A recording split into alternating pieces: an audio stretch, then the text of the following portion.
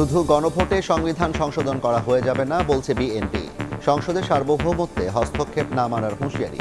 একটি গোষ্ঠীর বিরুদ্ধে ভোট বানচালে ষড়যন্ত্রের অভিযোগ। জবরদস্তিমূলক প্রস্তাব দিয়ে জাতীয় সংসদের সার্বভৌমত্বকে আমরা হস্তক্ষেপ করাতে দিতে চাই না। নির্বাচনে তাদের জেতার কোনো সুযোগ নাই, তারা নির্বাচন বানচাল করার জন্য ষড়যন্ত্র চালিয়ে যাচ্ছে। প্রধান উপদেষ্টার ভাষণে গুরুত্ব পেয়েছে একটি বিশেষ দলের স্বার্থ বলছে জামায়াত। ৩ উপদেষ্টার পদত্যাগ দাবি।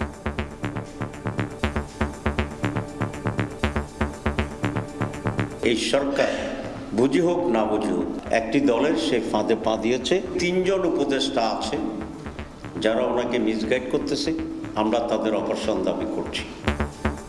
সনদ বাস্তবায়ন আদেশকে ইতিবাচক বলছে এনসিপি। আমরা জুলাই সনদের আইনি ভিত্তি পেয়েছি, কিন্তু নৈতিক ভিত্তি জায়গাটা আমরা পাইনি। দেখছিলেন প্রধান শিরোনাম। সন্ধ্যার সময় সঙ্গে আছি আমি জাফর সাদিক। এবার অন্যান্য শীর্ষ সংবাদ। সনদ বাস্তবায়ন প্রক্রিয়া উন্মুক্ত হলেও মতানৈক্য কাটেনি দলগুলোর। মুখোমুখি অবস্থানে নিরপেক্ষ সিদ্ধান্ত নিয়েছে সরকার। মত বিশ্লেষকদের ছাড় দেওয়ার পরামর্শ। কার্যক্রম ও নিবন্ধন স্থগিত হওয়ায় নির্বাচনে অংশ নিতে পারবে না আওয়ামী লীগ। ব্রিটিশ মন্ত্রীর সঙ্গে বৈঠকে প্রধান উপদেষ্টা। অন্তর্ভুক্তিমূলক ভোট করার অঙ্গীকার। মাত্র ৭ কিলোমিটারের হানিফ ফ্লাইওভার পাড়ি দিতে লাগে ঘন্টার পর ঘন্টা। নামার পথে থমকে যায় গাড়ির চাকা। গুলিস্তানে সড়ক ফুটপাতে বেড়েছে অবৈধ দখল, ভোগান্তি। এবং সবজির বাজারে লকডাউনের প্রভাব। সরবরাহ সংকটের অজুহাতে কেজিতে ৪০ টাকা পর্যন্ত বেড়েছে দাম। চড়া ইলিশের দর। কমতে শুরু করেছে পেঁয়াজের ঝাঁজ।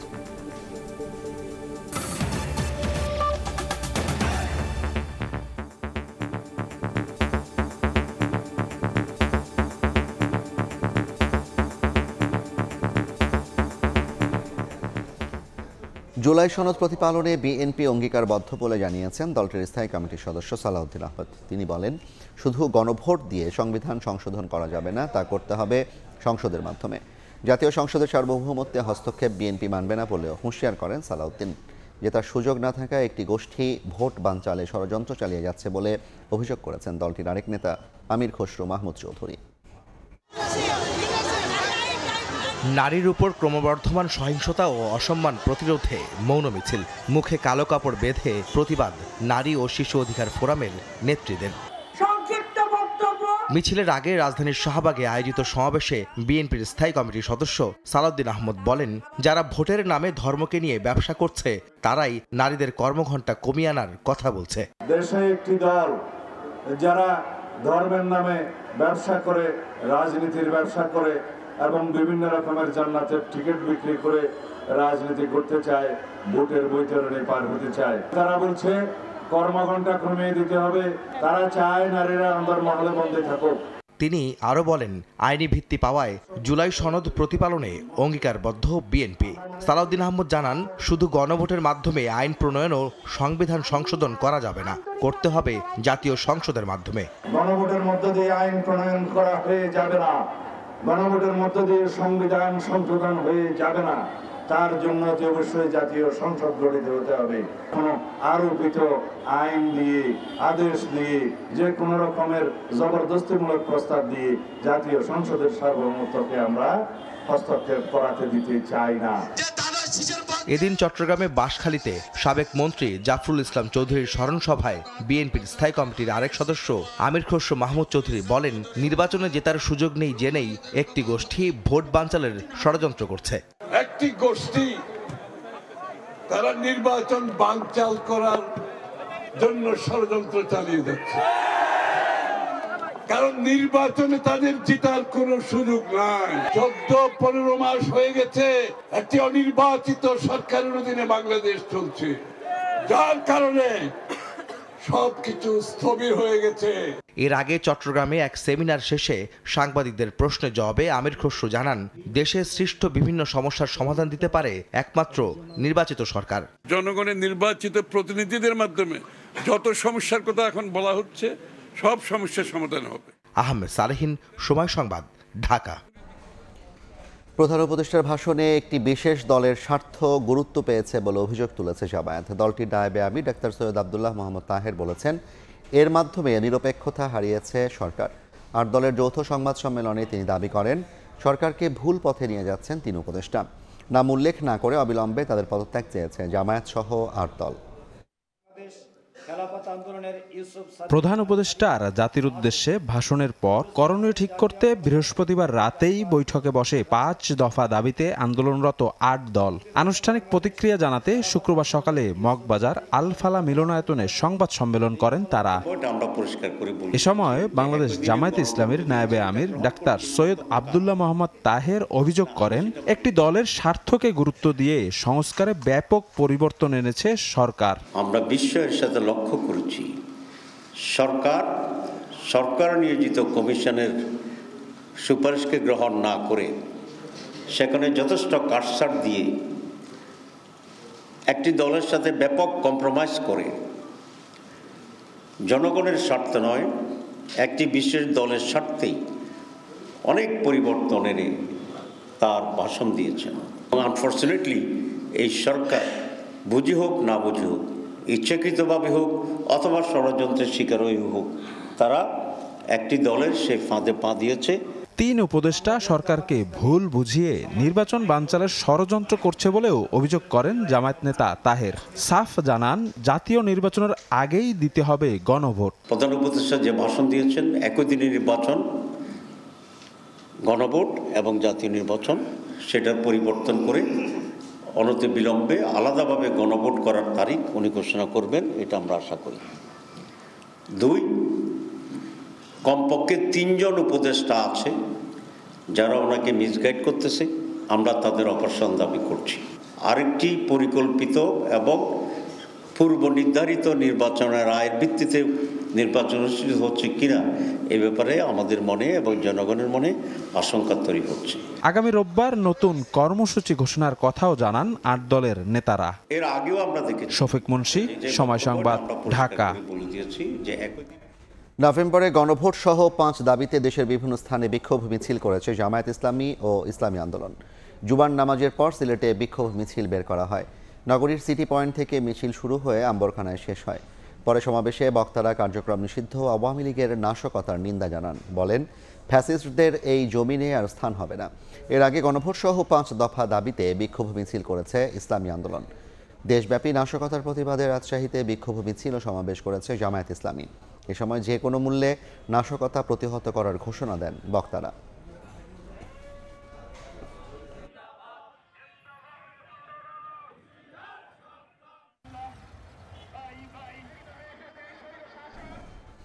জুলাই সনদ বাস্তবায়ন নিয়ে সরকারের সিদ্ধান্তে অনেক কিছু অস্পষ্ট থাকলেও ইতিবাচক হিসেবে দেখছে এনসিপি।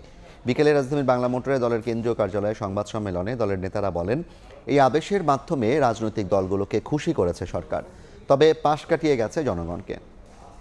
পরিতাপের বিষয় হলো জুলাই সনদ আদেশ জারি করা হলেও জুলাই সনদ আদেশের মধ্যে এমন কিছু জায়গায় অস্পষ্টতা রয়ে গেছে যাতে করে জুলাই সনদের আসলে পরিপূর্ণ বাস্তবায়ন সম্ভবপর হবে কিনা তা নিয়ে প্রশ্ন উত্থাপিত হয়।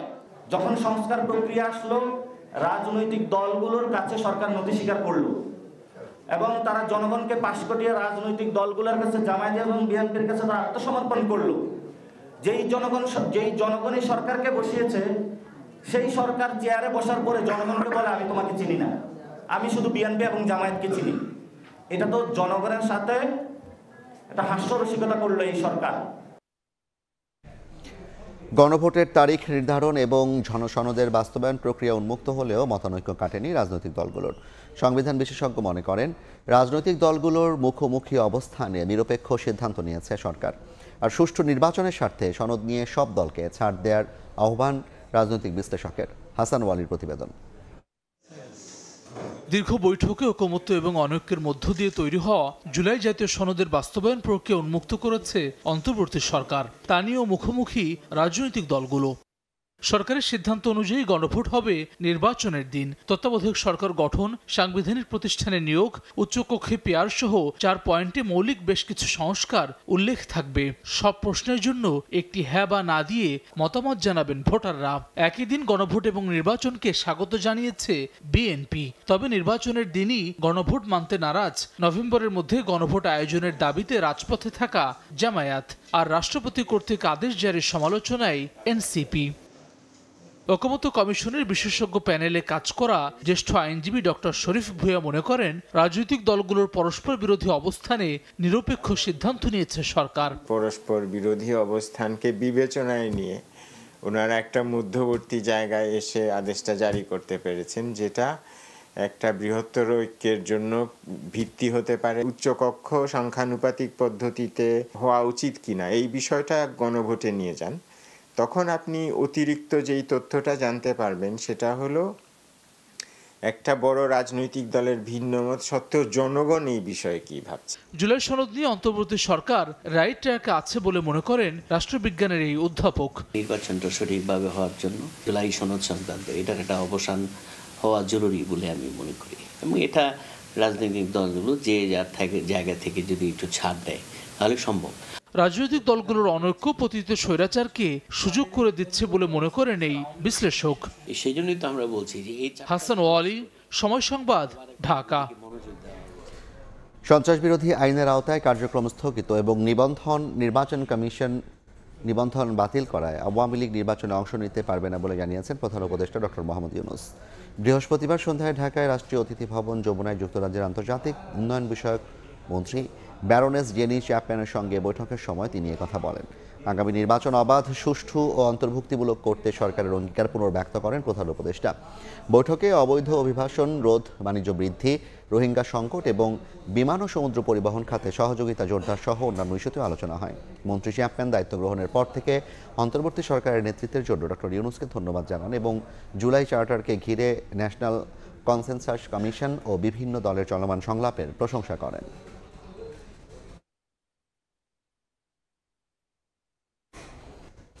মাত্র 7 কিলোমিটার দৈর্ঘ্যের হানিফ ফ্লাইওভার পাড়ি দিতে ঘণ্টারও বেশি যানজটে বসে থাকতে হচ্ছে যাত্রীদের। তীব্র যানজটে সীমাহীন ভোগান্তি। গুলিস্তানে সড়ক ফুটপাতে অবৈধ দখলদারিত্ব এই ভোগান্তির মূল কারণ। আবুল কালাম আজাদের ক্যামেরায় নাইম হাসানের প্রতিবেদন। ফ্লাইওভারে ভিডিও করা যাবে না, এটা তো গভর্নমেন্ট ফ্লাইওভার না। আরে ভাই এটা রাখেন না। জ্যামের কারণে ফ্লাইওভারেই অক্সিজেনটা শেষ হয়ে যায়, সেই ক্ষেত্রে রোগীটা মারা যায়। রাজধানীতে প্রবেশের অন্যতম গুরুত্বপূর্ণ একটি রুটে অবস্থান মেয়র হানিফ ফ্লাইওভারের। যানজট নিরসনে 2013 সালে চালু হয় এই অবকাঠামোটি। তবে এর বর্তমান অবস্থা দেখে লক্ষ্য কতটা পূরণ হয়েছে তা নিয়ে প্রশ্ন উঠতেই পারে। যানবাহনের যে লম্বা সিরিয়ালটি দেখতে পাচ্ছেন, এটি হানিফ ফ্লাইওভারের প্রায় প্রতিদিনের চিত্র। দীর্ঘ যানজটে দেশের বিভিন্ন প্রান্ত থেকে চিকিৎসা নিতে আসা মুমূর্ষু রোগীদের প্রাণ যাচ্ছে ফ্লাইওভারেই। যানজটের কারণে কোনো দিক দিয়ে না যাওয়ার কারণে এমনভাবে ব্যথা পড়সা পড়ছে, সে আমাদের গাড়িতে ডেলিভারি করে দিচ্ছে। 1.5 ঘন্টা 2 ঘন্টা জ্যামটা ঠেলে আসতে হয়। হানিফ ফ্লাইওভারে সহজে ওঠা গেলেও নামার সময় পড়তে হয় ভোগান্তিতে। বিশেষ করে গুলিস্তান এলাকায় নামার সময় যেন আর ঘুরতেই চায় না গাড়ির চাকা। পরিসংখ্যান বলছে, যখন প্রতি মিনিটে ফ্লাইওভারের ঢাকামুখী লেনে প্রবেশ করে 100টির মতো গাড়ি, তখন বের হতে পারছে 40 থেকে 50টি। এতেই লেগে যাচ্ছে যানজট। গাড়িগুলো মূলত আমাদের নিচে টোল থেকে 3 লেনে বের হয়। বের হওয়ার পরে গাড়িগুলো 1 লেন হয়ে যায়, তো ওইখান থেকে অটোমেটিক জ্যামটা সৃষ্টি হয়। গুলিস্তানের রাস্তা ফুটপাতে অবৈধ দখল উচ্ছেদ না হলে ফ্লাইওভারের সুফল মিলবে না বলছেন বিশেষজ্ঞরা। গুলিস্তানের আশেপাশের কোনো রাস্তা এখন সচল নাই। কার সামনে? মেয়র অফিসের সামনে। কোনো দায়বদ্ধতা আছে তাদের? নাই। এইটাই হলো বড় একটা সমস্যা। ডিএমপির ট্রাফিক বিভাগ রাস্তা থেকে হকার উচ্ছেদে কঠোর হওয়ার কথা বললেও অবস্থার পরিবর্তনের লক্ষণ নেই। অনেকবার উচ্ছেদ করা হয়েছে এবং নানা কারণে তারা আবার ফিরে এসছে। ডেফিনেটলি এটা আমরা উচ্ছেদ করার সামর্থ্য রাখি, এবার আমরা করব। প্রতিদিন এই ফ্লাইওভারে 60,000-এর বেশি যানবাহন চলাচল করে বলে জানিয়েছে ডিএমপির ট্রাফিক বিভাগ। দেশের প্রায় 14টি লেনের গাড়ি চলাচল করছে এই ফ্লাইওভারের মাত্র 2টি লেন হয়ে। সেই 2 লেনের অবস্থাও একেবারেই নাজুক। সাধারণ মানুষের প্রশ্ন, আর কতটা ভোগান্তির শিকার হলে সরকারের টনক নড়বে? কবে এই দুর্বিষহ যানজট থেকে তাদের মুক্তি মিলবে? নাইম হাসান, সময় সংবাদ, ঢাকা। সবজির বাজারে পড়েছে লকডাউনের প্রভাব। সরবরাহ সংকটের অজুহাতে কেজিতে 40 টাকা পর্যন্ত বেড়েছে দাম। চড়া ইলিশের দরও, এতে ক্ষুব্ধ ক্রেতারা। এদিকে সপ্তাহ জুড়ে অস্থিরতার পর কমতে শুরু করেছে পেঁয়াজের ঝাঁজ। শুক্রবার রাজধানীর কারওয়ান বাজার ঘুরে দেখা যায় সপ্তাহ ব্যবধানে 10 থেকে 50 টাকা পর্যন্ত বেড়েছে সবজির দাম। প্রতি কেজি সিম 140, ফুলকপি ও বাঁধাকপি প্রতি পিস 50 থেকে 60 টাকা, বেগুন করলা 100 টাকা সহ বেশিরভাগ সবজি বিক্রি হচ্ছে 70 টাকার ওপরে। গাড়ি আসতেছে না লকডাউনের কারণে, যার ফলে একটু দাম বেশি। গরমের সবজিটা শেষ হয়ে যাওয়ার কারণে একটু সরবরাহ কম, এই কারণে একটু দাম বাড়তি। কমতির দিকে থাকা আগাম শীতকালীন সবজির দাম এক ধাক্কায় এত বেড়ে যাওয়ায় ক্ষুব্ধ ক্রেতারা। সবজির দাম এখনো কমে নাই, অনেক দাম বেশি। শীত তো যত এগিয়ে আসছে সবজির দাম সস্তা হওয়ার কথা, কিন্তু সে অনুপাতে সস্তা হচ্ছে না। সব জায়গায় একই দাম শুনতেছি, কেউ কম রাখবে না। সিমের বাজার আজকে 120 টাকা 30 টাকা কেজি পর্যন্ত। এদিকে দাম চড়েছে মাছেরও। রুই কাতলার কেজি বিক্রি হচ্ছে 550 থেকে 600 টাকায়, আর 1 কেজি প্রতি পিস ইলিশ বিক্রি হচ্ছে 3200 থেকে 3300 টাকা পর্যন্ত। অন্য সময় থেকে মনে হচ্ছে একটু বেশি, বাজারেও তো ইলিশটা একটু কম মনে হচ্ছে। মাছ নাই, না হওয়ার কারণে মাছের রেট বাইরে গেছে। মাছের দাম তো এই সপ্তাহে অনেক বেশি। এর জন্য লকডাউন, মানুষের একটা মনের ভিতরে আতঙ্ক। তবে কিছুটা স্বস্তি পেঁয়াজের দরে। আমদানি ঘোষণার পর 2 দিনে কেজিতে 10 টাকা কমে দেশি পেঁয়াজ বিক্রি হচ্ছে 110 টাকায়। কিনলাম 1 কেজি পেঁয়াজ 110 টাকা। বাণিজ্য মন্ত্রী, কৃষি মন্ত্রী যে হুঁশিয়ারি দিয়েছে, ওই হুঁশিয়ারিতে 8 গাঁট আমদানি হয়েছে। যার আছে ওগুলো বেচা লাগতেছে। এদিকে দাম কমেছে ডিম ও সোনালী মুরগির। সপ্তাহ ব্যবধানে 5 টাকা কমে লাল ডিমের ডজন বিক্রি হচ্ছে 125 টাকায়। সোনালী মুরগির দাম কমেছে কেজিতে 10 থেকে 20 টাকা। স্থিতিশীল ব্রয়লারের বাজার। অন্তরা সেন, সময় সংবাদ, ঢাকা। দেখছেন সন্ধ্যার সময়। দেশের বাইরের খবর। অধিকৃত পশ্চিম তীরে ব্যাপক অভিযান চালিয়েছে ইসরায়েল। নেতানিয়াহু বাহিনীর হামলায় 2 শিশুর প্রাণহানির খবর পাওয়া গেছে। বিভিন্ন স্থানে অতর্কিত হামলার পাশাপাশি উত্তরাঞ্চলে অবস্থিত সেলফিত এলাকার কাছে দের ইস্তিয়া গ্রামের হাজ্জা হামিদা মসজিদে আগুন দেয় ইসরায়েলিরা। মসজিদে আগুন ও পবিত্র কোরআন পোড়ানোর ঘটনায় তীব্র নিন্দা জানিয়েছে বিশ্ব সম্প্রদায়। গাজাতেও হামলা অব্যাহত আছেন। তেল আবিবের কাছে আরও এক জিম্মির মরদেহ হস্তান্তর করেছে ফিলিস্তিনের স্বাধীনতাকামী সংগঠন হামাস। উপত্যকাটিতে যুদ্ধবিরতি কার্যকরের পর 1 মাসে নিহত হয়েছেন অন্তত 260 ফিলিস্তিনি, আহত আরও 632 জন।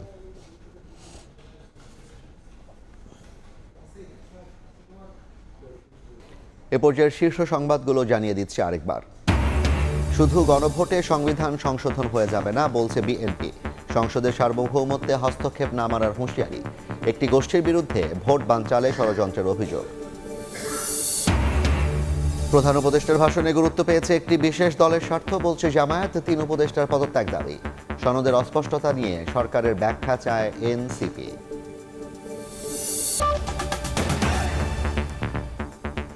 এই ছিল সন্ধ্যার সময়। এরপর জনপদের সময় নিয়ে সঙ্গে থাকবেন সহকর্মী গোলাম রাব্বি। জাফর, আপনাকে ধন্যবাদ। জনপদের সময় নিয়ে আসছি কিছুক্ষণ পর, সঙ্গেই থাকুন সময়।